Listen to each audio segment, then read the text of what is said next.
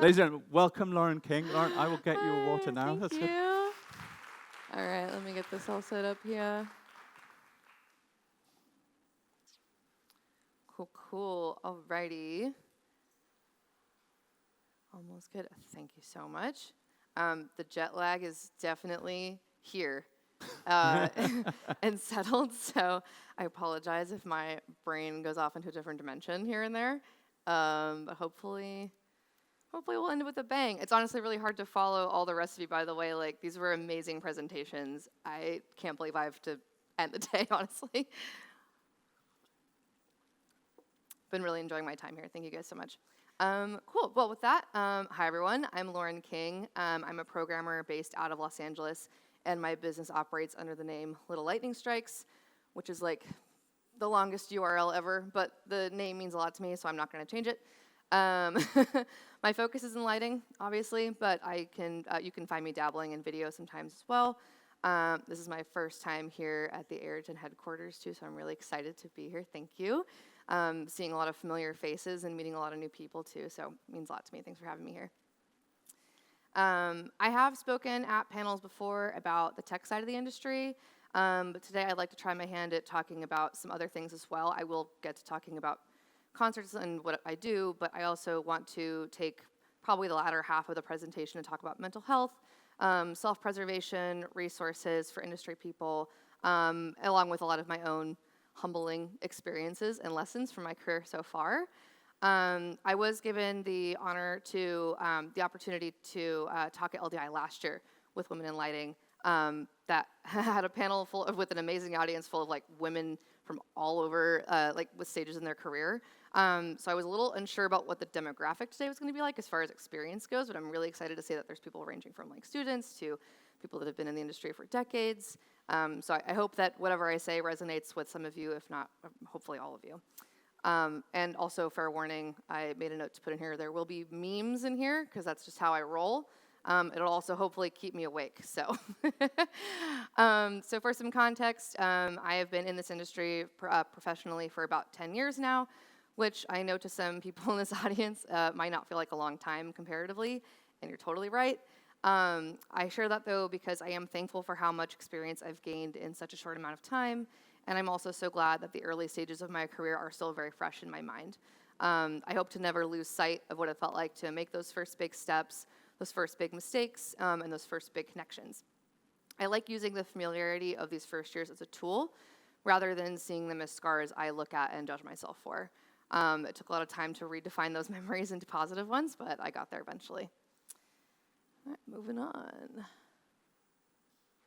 This from last time. Yes, that's me in a road case when I was a baby. I thought it would be fun to put that in there. My dad was conditioning me for the industry before he knew it. So just a little bit about who I am. Primarily a lighting programmer, and I'll tell you about how I ended up here. I do really love hearing the origin stories from lighting people because I feel like they're always super unique and interesting. Like, I think I know like one person who was like 10 years old and they're like, I want to be a lighting designer. And no one else is that way. I got my start in theater as a child, doing mostly musical theater and performance. I was also in bands, I did music, so more on the performance side for a while. My one goal as a child was to be on Broadway, as most children who watched Glee can agree with that. It's all I really wanted to do with my future. And right after my junior year of high school, I was accepted into NYCDA, which is New York Conservatory for Dramatic Arts, for film and television performance. Saving you the emotional side of all of that, I quickly realized that acting was not a viable career choice. You can probably fill in the blank. I headed back to high school for my senior year to finish out my school and had to really quickly change college trajectory. I then reluctantly agreed to design lighting for a show. I think it was Waiting for Godot. Like, it wasn't, we love that show. We do. But, for lighting, it's like you got, 2 cues. I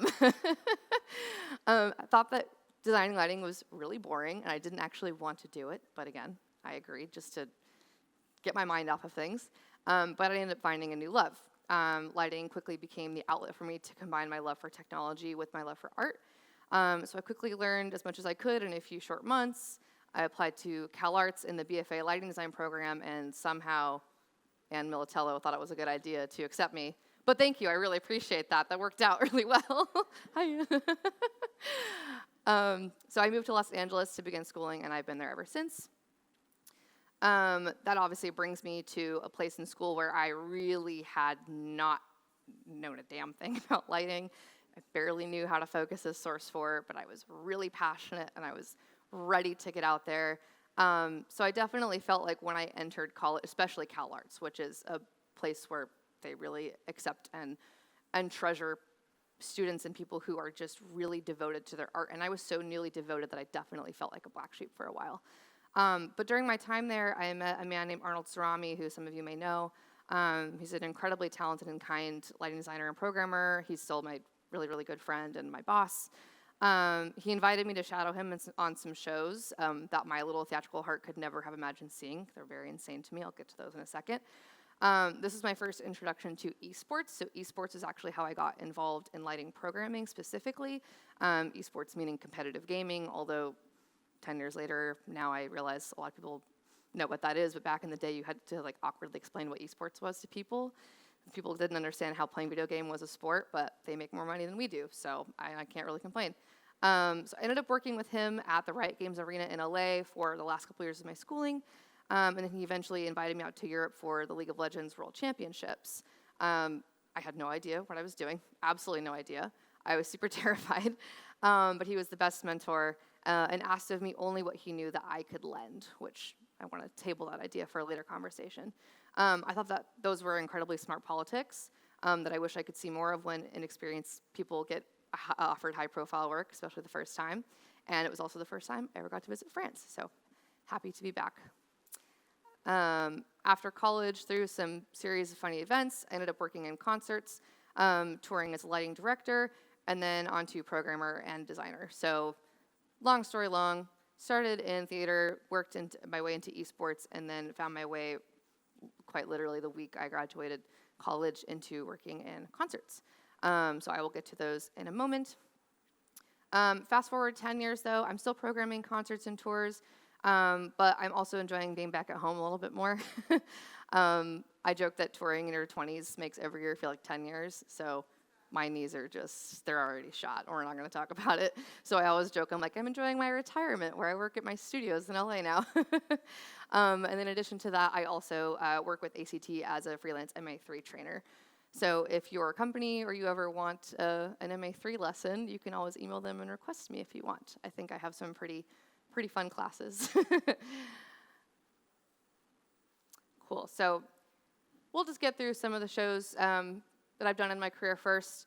I know that today is about celebrating everyone's work, but I wanted to narrow down my portfolio slides to show a few show selections where I was able to collaborate with other women. If you want to see more of what I do, I'll have a QR code at the end of my website, although it feels really weird to sell myself like that, but feel free.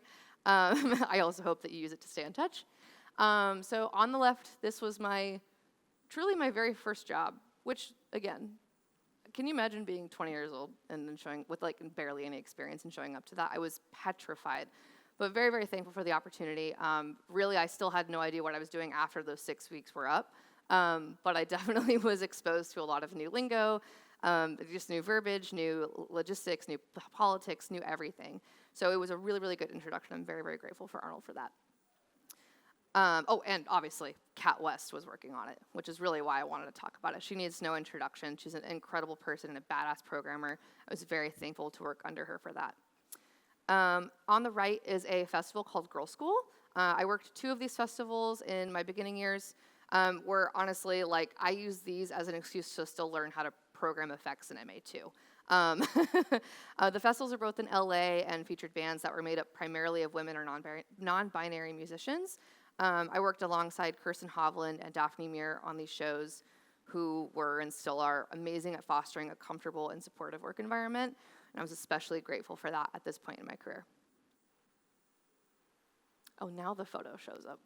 Sometimes Google Slides just is like, I'm not going to post this photo actually, and then it decides to load in the slideshow. Yep, there it goes again. That's fine. So next up is Janelle Monáe. Janelle Monáe was my first musician artist that I worked for right outside of college. I ended up designing, programming, and touring with her for 3 years, partially alongside Erica, who I can't see now that I'm blind. There she is, waving. Erica was on video, and I was on lights, so we had a little front of house party every night. We were here in Paris together on that tour, too. It was super fun. Love you, Erica. You're the best. And then Revolution, here on the right. Revolution is a reggae band. This is the only exception to the collaborating with women boundary that I had for myself. But I did put this picture in here because this is the one that's also in the book. This show is from 2019, and it's still one of my favorites, mostly because of the growth that this band let me explore. I co-designed and programmed this one alongside Spencer Michaels, and we created a really fun mountain range design. It's a little hard to tell maybe from where you're sitting. But we had triangular-shaped sticks of GT truss, making like a smaller triangle, a larger triangle, and another smaller triangle to give this sort of mountain look, because reggae is, a lot of their music is inspired by the Santa Barbara Mountains, where they're from. So we wanted to kind of bring a little bit of that vibe, but also be able to have, a design that also welcomed the high energy and the hype and everything. In the middle of the truss, I should also say the truss was lined with Ayrton Diablos. I use Diablos and Perseos and Rivales on like every show. They did not tell me to say that, but I just wanted to mention it. Love those pictures. Actually, I want to go to the next slide to talk a little bit about this design. I'm not going to get too much into the designs. But there was one, here we go on the left with Tegan and Sarah. There's one design element that I found to be really helpful when I was first designing tours. Obviously, when I was working with Riot and Janelle, I was kind of beginning in this like operator, programmer, meshed, director kind of world, right? When I was finally getting design offers, they were not big, right? They were bus and trailer tours. If I was lucky, I would get more than half the trailer, but that was rare. So this Tegan and Sarah tour on the left, I think that was like the year after I graduated college, but by then I had already done like 4 or 5 tours. I think this was my 3rd design in a year, and I felt really good about it.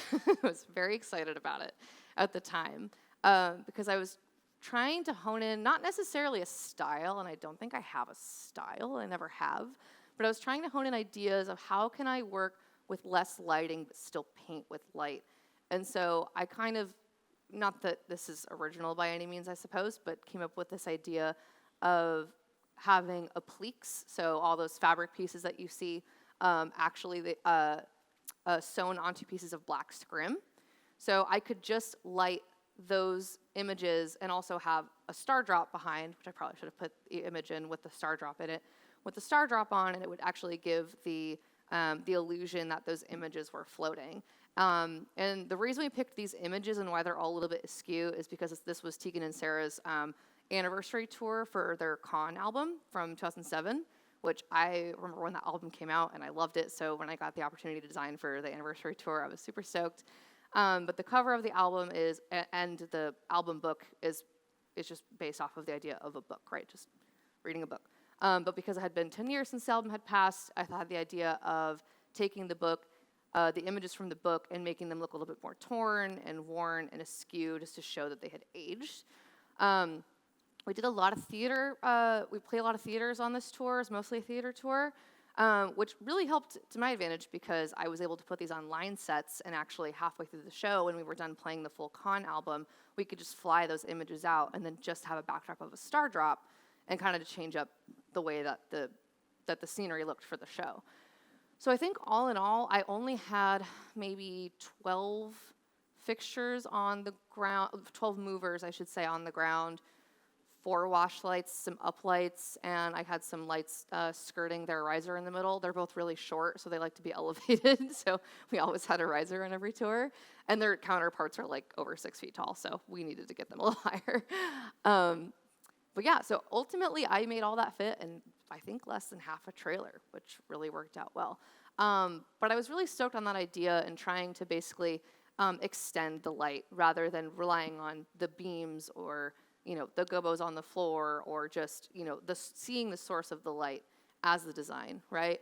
I wanted to find a way to actually work it into the architecture. And we did, because we're playing a lot of theaters, we were able to actually tap into a lot of the architectural lighting in the spaces too. So I would usually clone in something from my programming into the space and kind of extend out into, if we were in the Ace Theater in downtown LA, if you've ever been there, really fun to clone into the architecture there.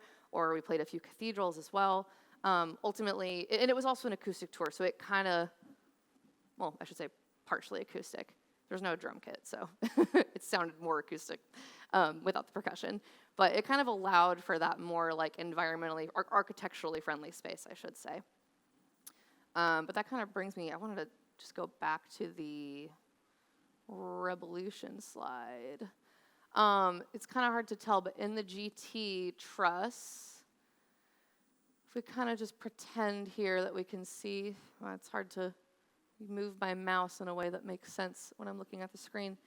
But in all of our triangles, I had that metal mesh product from So What. So it's literally just like exactly a metal mesh that they crumpled up. When you uplight it, it gives a really fun texture. That was another way of adding some dimension and texture to the design that wasn't necessarily relying on lasers or beams. And we were able to uplight that in the GT mountains.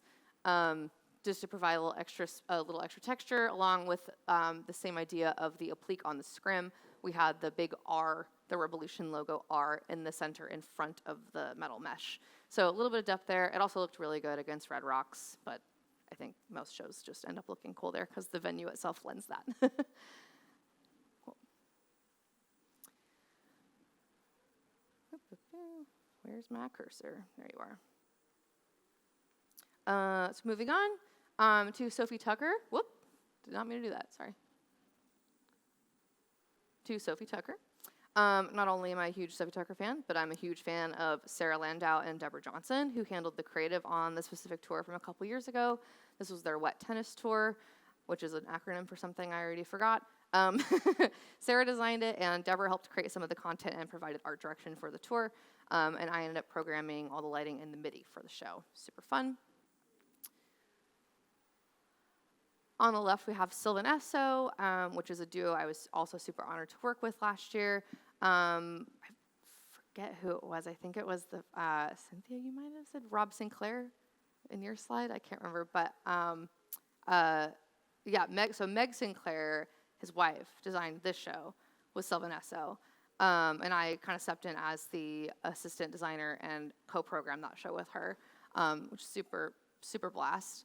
And then on the right, I wanted to just put a picture of Big Wild up. Big Wild is my my main artist, I guess you could say, my main client I've had for the past 4 years or so. I handle all the design, programming, and direction for Big Wild. This is a big step up for me because I had always been kind of in this like pop world, between Janelle, Sylvan Esso, Ingrid Michaelson, like a lot of those, also a lot of female pop artists, which I was very thankful for. Big Wild was a totally different beast for me. I was never used to programming EDM per se, but his music, if you know it, has kind of like developed over the years to become more of a full band, more pop, and it's fully time-coded, which works for me because as a programmer, and I'll talk a little bit about this later, part of like the lessons I've learned in my career is like where I actually fit, where I want to fit. I hate punting. I'm not a punter. And it took me a long time to like tell people that, or like not be afraid to tell people that, because everyone kind of has this idea of what it means to be like a true programmer, or just a true LD in general. And I just want to kick that to the curb, honestly, because I think we should all be happy in what we find joy in. And what I find joy in is not punting on the fly, because I truly don't feel like I'm doing the show justice if I'm making it up in the moment. I do not have that kind of brain, and I'm glad that a lot of people do because they can have those jobs. You know what I mean? I find myself very comfortable in queuing a show, realizing, what the show needs, dialing in the moments, and obviously with time code, it's going to look as perfect as possible. And I don't want to say I'm a perfectionist, but I do like getting it as close as I can. And a little bit about my programming process, too. I didn't want to talk too much about it, but I do want to say when I approach a show, kind of how I've learned to dial it in over the years is I approach the show from not only like, I want the show to be collaborative, first of all. I really hope that my artist is involved with the conversation. I have had a few artists that were like, just do what you want. Put lights on stage, blink them, do whatever. And that's honestly terrifying to me. I'll do it, and I've done it, and I'll do it again. But I really enjoy the collaborative process with the artists and making sure I can actually feasibly give them something that they're expecting for their show. I've also had a lot of artists who were like, yeah, just do what you want. And then at the end of previs, they're like, that's not what I wanted. And I'm like, well, thankfully not for the whole show. But a couple songs, I'm like, oh, that's great. I wish that you would have said something about it before. So especially with Big Wild, he's fantastic. He's super involved. Sometimes it gets on my nerves. And that's something I've also learned to deal with over the years, right? They don't really teach you that in school. That's something you acquire over working with multiple artists, multiple years, is you really learn how to talk to people. What I really think is more important is how to listen to people, and they don't really need to hear all the specifics of why and what and when and whatever, right? It's just you have to say yes, or if it's a real concern, you can explain it. But at the end of the day, like, your job is to just make the show happen for them. It's their show too. It's their show. They're the one paying your bills. Ultimately, he's fantastic to work with. The way that I've approached his shows too over the years kind of helped me dial in my practice was learning to start at the end of the show, go back to the beginning of the show, work on all the hits, and then kind of fill in the other songs.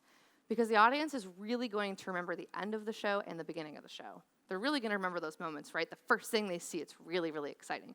You want that to just, especially for a show like Big Wild, which is really high energy, you want that to be expressed in what you do and to complement what's happening on the stage.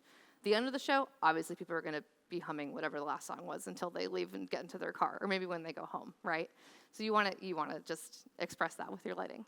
The middle of the show and all the hits in between, obviously that kind of like depends what hits are where in the show. But I basically just try to put all of my fresh energy on my day one when I sit down in previs into those big moments first. I want to be fresh.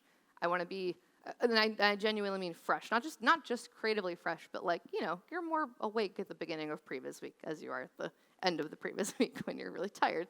So I want to make sure I'm coming at it with a fresh perspective. Also, if you start with songs that are big and heavy and full and bold, you're also going to fill your show file a lot more, which I found really helpful. Sometimes you'll think of new positions you didn't have prepped when you're prepping your show file, new gradients, new phasers, whatever it may be, or effects. But, I'm going to speak in MA3 lingo because that's what I do now. And then just last couple of mentions, I didn't put a slide for this, but I just wanted to say I'm still back at the Riot Games studio as of recently. So if you guys are ever in LA and want to see some gamers, just let me know. I can let you in. I don't know if you don't play the games, that's fine. I still think the show is pretty fun. But I also want to take the opportunity to call out Zoe Haynes, who's a person I work with at the studio, who's a fantastic programmer. Her actual name is Lauren Elizabeth, which my birth name is also Lauren Elizabeth, so it really helps that she goes out by Zoe. And then also I work at a studio called Apple Fitness Plus, which is a remote fitness program available on Apple products, and I had to mention that solely because Celine's here. Hi! Celine actually helped build the studio up from the ground up, and it's an honor to continue her work in the studio, and alongside Veda Briseño. If you guys know her, she's a fantastic LD. I could talk forever about other people, but I know I should keep going. Here's the first meme. I love this one. So moving on to more of the personal side of things, I'm kind of taking away time from talking about actual light art now, so bear with me a little bit. But I think these conversations are really important to have. So I'm going to talk about a few personal struggles that I had that I've dealt with over the years. I felt quite alone in these for a while, and it took me a long time to feel confidence to ask for help and learning to trust myself. So I wanted to just give a little bit of advice on that. So the first, learning to trust myself and in turn be trusted by my peers and colleagues. I'm going to try to simplify this a little bit because I know we're a little short on time. So I kind of said this earlier, but walking into Cal Arts especially, I was completely new to this career and I did not really even understand what the industry was. And I was surrounded by students and people who were much more familiar with it than I was. And they just seemed like they were looking 10 steps ahead in each lesson when I felt like I was always falling behind, which kind of put me into this mold I made for myself where I was just really kind of unmotivated, lacking a lot of confidence. And I felt like I was a pretty personable person, But this environment just made me feel really scared. A lot of growth obviously happened over the years, of course, and not much later in my schooling did I clear the fog and really allow this very simple realization to verbalize itself in my head, but this is a school. People are here to learn. Don't feel like you have to come here with everything fully figured out already, which sounds simple, but it was really hard to remind myself of this when it seemed like every other person was much further along. I would often recite this to myself when I was feeling really down about not getting something right away. And fast forward to now, obviously I've been out of school for a few years, but I still say it to myself all the time. It was true when I was in school in a room full of classmates, and I think it's still true when I look at my fellow front of house team. I think we can all agree that learning truly never stops, no matter how long you've been doing this. The second is struggling with newfound confidence in giving myself permission to lead. So I mentioned briefly about trust and how I was worried I wouldn't gain the trust of my classmates. I'll be honest and say that it was arguably a hard feeling to shake, even after college when I was finding myself out there doing the damn thing for real, you know. But it is pretty interesting when you spend an entire couple decades in school where you're always being taught something. You're always under the guidance of a teacher, and now you're on your own. And I don't really think I was ready for that kind of responsibility, even though I was given that responsibility. I struggled a lot with feeling permission to do my job at my job. And also just struggled with feeling trusted to do this job on my own from my peers and myself. And it gave me an identity crisis because I felt I was an independent person, but I couldn't seem to propel myself into a leadership role. And I know this is something a lot of women have felt or currently feel. And I could even sense that at the time. I was like, there's got to be something else internal going on, right? But it was still hard to kick. So for a long time, I struggled with asking questions in fear of others not trusting me because of my ignorance. That did put me in a few rough spots because not asking questions, of course, made me make mistakes. But in time, I learned that asking questions is what makes people trust you. Of course, because they see that you now have the correct information to carry out what you need to be doing. Duh. But it shows that you care about the project. And I would go into projects with so much more care, get worried that I wasn't good enough to sit at the table. So I was often quiet. But it turns out that that gave the impression to those who were mentoring me that I actually didn't care. And I'm really grateful for all of the post-mortem conversations I've had with my mentors. Looking at you, Anne, again. Otherwise, I wouldn't have known this. And as I've become a mentor to some over the years, I've had this exact conversation come up with every single person. Last is managing my opportunities and weighing my outcome for success. This is probably the most important thing I think I will mention, I personally believe. But on the topic of mentorship, I want to reiterate quickly how lucky I felt that I had Arnold as my mentor as I was transitioning out of college. He was also a great supporter and ally of women in the industry by not only listening to them, but also trusting them and actually giving them jobs. Ever since I graduated, I would say a good portion of my work offers started with, we're looking to hire more women in our camp. That statement always made me feel all over the spectrum of emotion. Of course, I was happy to be seen and given an opportunity, and I will always be grateful. But sometimes I felt the offers were not rooted in places of real trust.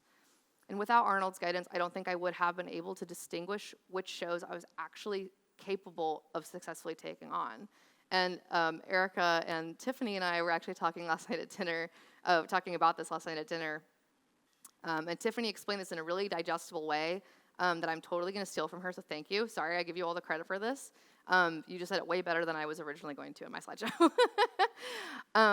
But regardless of gender, if you're looking to hire someone who is in the early stages of their career or is facing a new challenge in their career, it is also your responsibility to provide them with the resources and the support they need in the show to succeed. I was given that by Arnold. I understand that privilege. He flew a college student out all the way to Europe, having never been out of the country before, having barely programmed a console, and sat me in front of a console in a stadium. Had no idea. Now, I may not have the same chance to usher a college student into a stadium show, but I have had the chance to put people on their first tour, introduce them to studios in Los Angeles, and help people make connections. I believe one of the best gifts that you can give to an industry friend is the gift of a safe space. And again, I say all that in the interest of having a successful show, but what you might not consider is the success of the individual that you are supporting. If you put someone on a show and trust them to make it work and make it right, but they're a deer in the headlights, you might not just have a bad show. You might also crush somebody's spirit. And unfortunately, I know a few people, mostly women, I know we talked about this too, we can agree, a lot of people that have left the industry because of situations like this. So what we're doing here today and gathering and celebrating amazing women it's truly amazing. It's wonderful. It truly is. Like I'm having the best time here with everybody. But I just kind of wanted to also put a gentle reminder out there that there's more that we can do, right? And that's fostering a supportive relationship with your friends, mentees, whoever they are. Because people not only have to earn the trust with their peers, but they have to earn the trust within themselves. Thank you for my quick TED Talk. I really wanted to say that. Cool. Also, this meme is so great. That's a self-employment meme that I hold dear to my heart. Cool. So a few other lessons to my younger self. This one's going to come off so wrong at first, but balance your schedule the best you can. You don't know the industry yet. So I know we all wish we had a good work-life balance, but that's not necessarily what I'm getting at. What I wish I allowed for myself was more room in between all the first gigs. Before I understood the gravity of the work, I would take anything that would fit into my schedule. I know we all still make that mistake sometimes, or actively are making that mistake, but nobody can prepare you for the parts of the job that are bureaucratic. And there are many lessons that you don't know that will arise until you're in the thick of it, right? We were also talking about this last night at dinner. It was a very therapeutic dinner. Most of the time I would find myself panicking because I just wasn't quick enough to complete a job I signed up for. But also sometimes gigs just end up going haywire, and the next thing you know, you're picking up the pieces, right? You know, a gig that could be 2 weeks could end up being 3 months. I truly thought this last year was my best year yet in terms of planning and balancing my schedule and overextending myself, but obviously the key word is trying. I try to practice what I preach as much as I can, but ultimately what I've learned is to just have more breaks in your schedule. Obviously you have to do what's financially comfortable for you, but I've also learned over the years in my career that there are just some things you can't prepare for. So even if you know or are basically promised that it's going to be a strict schedule, just don't plan for that. Don't be convinced that becoming a designer is the only trajectory for ultimate success. This is like me in a nutshell. The designer position is not the end-all be-all. So as a specific personal example, it's something that I truly only figured out in the last few years. I remember hearing and still hearing so often that there is a common trajectory in our field. So you start as a tech, you work your way up to be a programmer, and the final stage of your career is being a respected designer. And every time I heard that, I really did take it to heart. I believed it completely, and I let it influence the kind of work that I took. I'm not saying that starting from the ground up and working your way up is arbitrary. In fact, I think it's the opposite, and I think everyone needs to know what it's like to be in the trenches. But I don't think there's one and only one final career position to strive for. It took a lot of unlearning and unraveling of personal goals for me to realize that I'm just much happier being a programmer, especially in the last couple of years. I've chatted with a lot of designers who almost couldn't believe I didn't hold designing to the same importance in my career. Truth is, it's pretty simple. I just enjoy programming way more, and I'm just better at it. And I enjoy it. So I hope that nobody feels, too inclined to try something just because they feel pressure to. Which brings me to my last little blip here. Don't focus on celebrating your strengths. Or I should say, don't focus only on celebrating your strengths. Celebrate your joys as well. So finding my love for programming, letting myself sort of let go of designing, helped me not only find a fresh appreciation for my job, but it helped me feel joy outside of work as well. I help myself do this by celebrating my joys, not only my strengths. Designing, truthfully, never brought me as much joy, but programming did. And once I learned to celebrate it, it helped me focus on that part of my career and experience more growth accordingly. I don't know if I would have ever learned video or laser programming as well as I do now if I hadn't learned to step away from other stressors. I love this meme too. I think I'm just my own biggest fan when it comes to picking work memes. I'm not going to explain each of these. I'm just going to leave you with these. But these are reminders that I have written down in my phone to read to myself whenever I need them. So change is the only constant. Don't celebrate the static. It's okay to change your mind and try something new. Also, another favorite is you don't know if you don't go. People will always remember who was kind to them before whose show looked the best.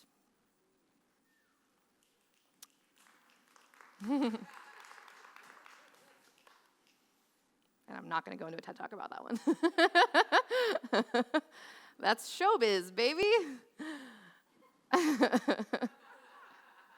All right, we're getting to the end here. I'm getting on my high horse and talking about holistic things now. But I did want to talk about stress mitigation, especially for the students in this room that I was listening to earlier. I just wanted to share a couple quick exercises that I do to mitigate my stress. The first exercise is imagining the stressors as physical weights on your back. So I'm a very visual person, as we all are. Sometimes writing things down doesn't always work for me. I really like to imagine what's happening. So you can call this like a mental holistic method. But when I'm stressed at a job, sometimes and it's because of something that seems really minor, I wonder why it's bothering so much. Usually it's because there are other stressors. So I try to imagine all the stressors of my job as these 5-pound weights on my back.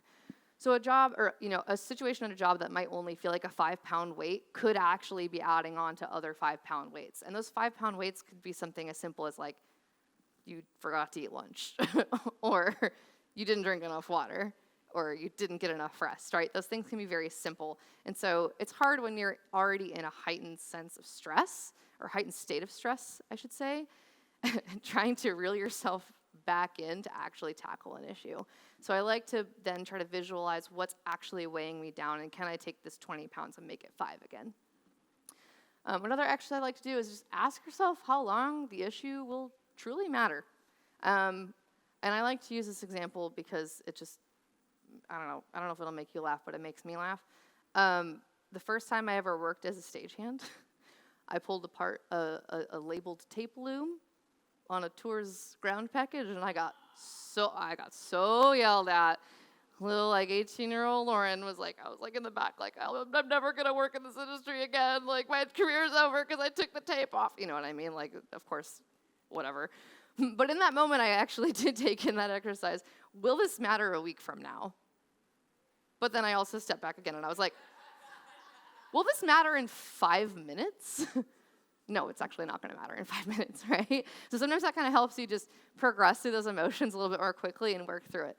Did I put the tape back on, label it, and then got along with my day? Yes, I did. Everything was fine, right? So that's a good question that I like to remind myself of. Didn't want a 9 to 5, now I work 24/7. This one's for the Americans in here. We like time off. Time off is really good.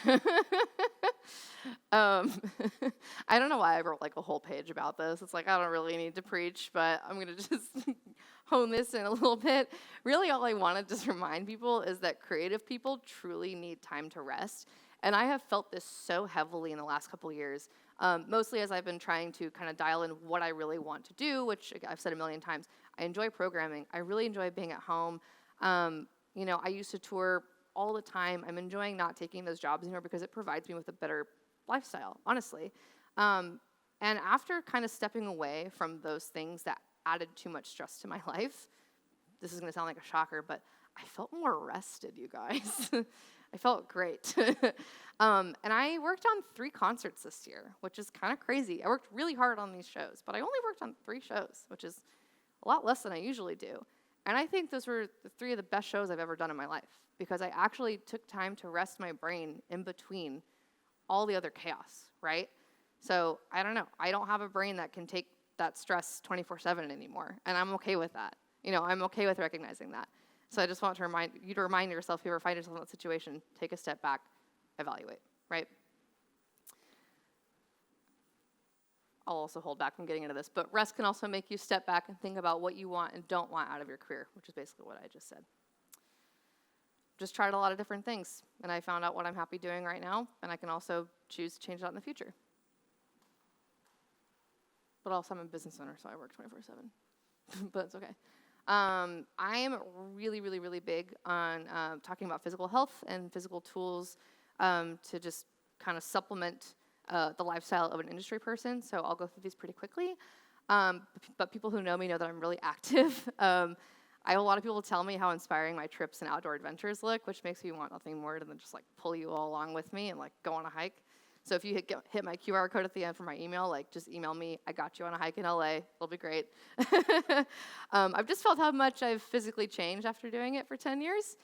So when that started to come into view, I just learned to take a step back and go through this checklist. So, go ahead and take a photo if you need a gentle reminder. But if you don't have a physical outlet, find one your body can do and that you enjoy. Source help from friends if you don't know where to start. Group activities or sports are great methods of accountability for you to keep showing up for yourself. Carry recovery tools with you to work. So I'm a huge fan of my Theragun. I have a little tennis ball for my feet. It's great when you're sitting there programming. You would really be surprised at how these little tiny things you add into your day actually just make you feel more clear-headed.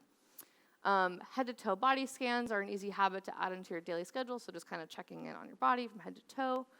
And just a reminder, do something good for yourself today that your body will thank you for tomorrow.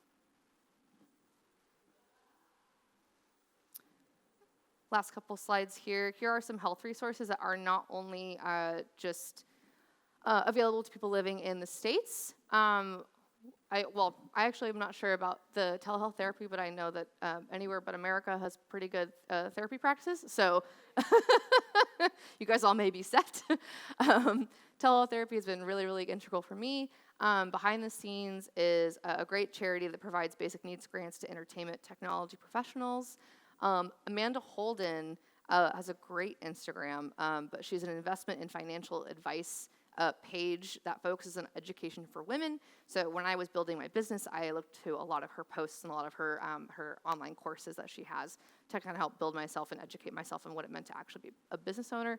The Roadie Clinic and Roadies in Recovery, they're a committed group to providing a safe space for roadies and their families to heal while off the road and to advocate for and empower them to obtain a healthy work environment while on the road. Music Cares provides a safety net of critical health and welfare services to the music community. And Backline Care, more mental health and wellness resources for the music industry. And then these two great book recommendations. This book on the left was really, really helpful for me as a college student. I also had the pleasure of touring with Amanda. She did a book tour a few years ago. The show was 4 hours long with an intermission. That was the first time I ever toured a show that long. It's quite the time. But The Art of Asking is an absolutely fantastic book, and the tagline for the book is everything you ever wanted to know about the art of asking, but were too afraid to ask, or at least didn't know what to Google, which is very helpful for a person like me who really, really struggled with permission. And then my really, really good friend, Claire Murphy, who I actually toured with on the Tegan and Sarah tour, as she's a guitarist and backline tech, wrote a book called Girl on the Road, so how to break into touring from a female perspective. I have not finished it yet, I'll be honest, but so far it's fantastic. And with those resources, that brings me to my last slide, which is just thank you so much for having me here. Tried to breeze through that last bit. I know we're moving along, but thank you guys. Let's do it. I think we've got time to do about 2 questions before we wrap up. I just want to say thank you very much. It's really refreshing to hear like a completely personal view and to hear people talk about getting things wrong as well as getting things right. I got fired from a programming job when I was 21 and told I would never work in lighting again. Oh, so, you too, yeah, okay, cool. There you go. So we'll just take 2 questions, and if we have 2 questions, and then we will wrap up. Oh, Eleanor, we've got a question. Thanks for that. I put my hand up, and I've got 1,000,001 things running through my head, but I just loved your presentation and the openness about it. And I think there's 2 things, not really sure if this is a question, but it's in terms of mental well-being. I've been working 30 years. I've seen many changes. And it's just how, I think, particularly coming out of lockdown, there are things in our industry where we need to change language. Say, certainly in the UK, there's a really common phrase at the end of a production when you're having a great time. You're wanting to be really supportive of everybody, and the first question is, what are you doing next? Yeah. I don't know if that happens elsewhere, but it's like, how do we break down those questions? It should be, what did you enjoy, or just that kind of, I don't know how that works as a question, really. But. Right. Well, I think there's no way to make this sound like not humble, I guess, but I have so many hobbies outside of my job, and I personally don't try to make my job my life, and I never really have. And that's also something I struggled with for a long time because I work alongside people who their job is their life. That's what they do. They're so passionate about it. And I definitely felt judged for that for a while, for not kind of holding my career to the same caliber that they would, right? Or just like this self-preservation thing, right? And so I always just made it a point to talk about what I was doing next that wasn't work-related, or just making sure to show people what life is like outside of a black room, to be honest. And I feel like I'm also in this age in my generation where I was taught and mentored by people who, I will say a lot, and not you, Anne. I've talked about you so much. You never did this to me, and this is a good thing, I promise. But I had a lot of mentors say, like, you can't do X outside of work. You can't dress like this outside of work. Like, what if someone sees you outside of work, And it felt a little weird to me to hear that, because I was like, well, I'm not at work. Why would I have to be a certain way? But, people in an older generation, especially women, were just trying to tell me, like, this is how you gain respect. And then now, I'm only 30, right? I'm not, I'm like kind of like lower middle, right? But I'm meeting all these younger people that are barely 20. They have so much more confidence, and just they're so much more in tune with who they are as people. They don't need their job to validate them. And so it's just really been interesting for me to see like the dichotomy of that and kind of be in this like weird central area. But yeah, I try to foster that kind of verbiage within my small circle, because I do feel like it can ripple. And it's something as simple as like LDI last year. I had a lot of, obviously when you're LDI, you're always asking about work, and I had a lot of people say like, what's next for you? And I was like, oh, I'm going mountain biking tomorrow. They were like, oh, that's actually pretty cool. Okay, you know what I mean? Like, it's just something simple, but you don't, starting small really can have a ripple effect through your conversation, so, yeah. Okay, so when you're all asking each other that question, be honest with the answer. One more question. Sorry, I can see Alita at the front. Hi. Hi. How do you deal with guys at work when you are when you have to direct them and lead the whole setting? Mm-hmm. How's that for you? That's a heavy question, for sure, because I know that everybody in this room has, it's so situational, right? I will talk about how I led crews or I guess still lead crews on tours or on show days that are especially like fast paced. Something I've adopted that I do is the first thing I do is I don't start telling people what to do, right? I introduce myself. I say, hi, I'm Lauren. This is my show today. This is my design. This is how it's going to go. We're going to keep open communication. If you have any questions, please ask me. I'd rather have, us have a really amazing experience today working together. Like, I don't want you to feel like you can't come to me with something. Let's be safe. Let's have a good day. And I think that just starting the day on a really respectful note like that has, I would say 9 times out of 10, resulted in a pretty smooth day. Obviously, we know how some guys can be. I don't really feel like I need to get into that part of the conversation. But I think establishing just a strong presence, but also a respectable presence, has that effect on everybody in the room, And I truly feel, especially on tour, when many times I was the youngest and also the only female in the room, and I had to lead people, I just had to learn to be like, this is what I'm doing today, and you're going to help me. And we're going to have so much fun together. And they're like, oh, she's kind of cool. I want to help her out, Like, they also will just work harder if you're nice to them, if I'm being honest. I think that was a really good answer. Yeah. I saw one more hand, so this is the absolute last question.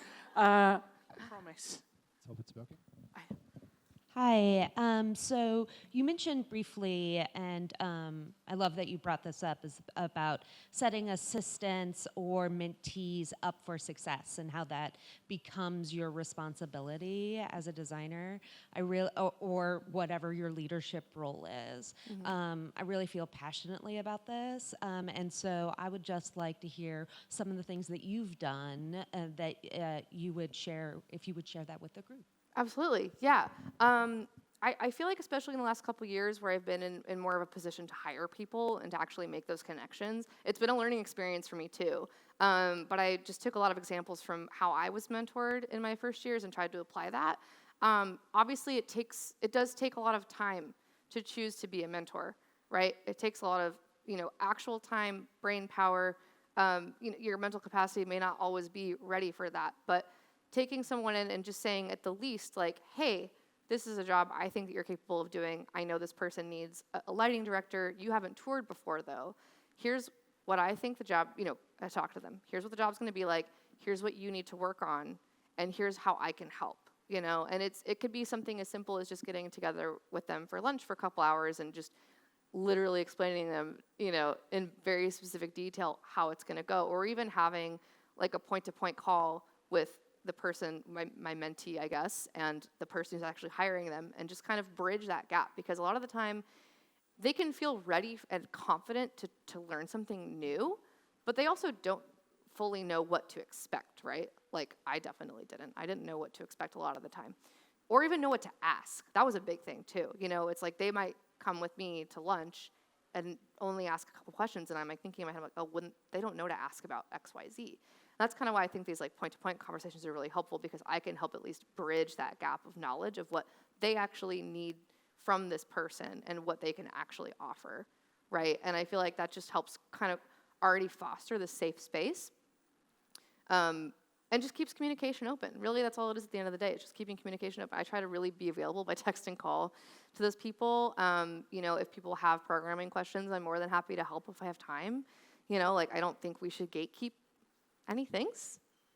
The software is free, right? Like, I understand that there's a point where, like, you work really hard on something, but at the end of the day, like, we're all trying to help each other out. And I know that those people have my back as well when it comes down to it. So I know it's kind of like an open-ended answer, but I also just, at the end of the day, I like to remind people, especially younger people who are, like, ready to tour. I look them in the eyes and they go, people need people like you. I need people like you because I don't want to be on the road, right? And those people are hungry for it. And the only way that this is all going to work harmoniously for me and them and the person hiring is if we just get them up to speed. And it's such a career where you just have to be in the moment and learn those things. And it's hard, but you just have to get them on the pedestal as high as you can get them before they go. It's a bit cheesy, but I always like the phrase, be the person you needed when you were younger. Mm-hmm. And I think that kind of sums it up, and that's sort of the best you can offer. And on that cheesy note, we're going to finish, and I'm going to hand back over to Michael, and we're going to wrap up. Yeah? So thank you to all our speakers. Thank you. All right.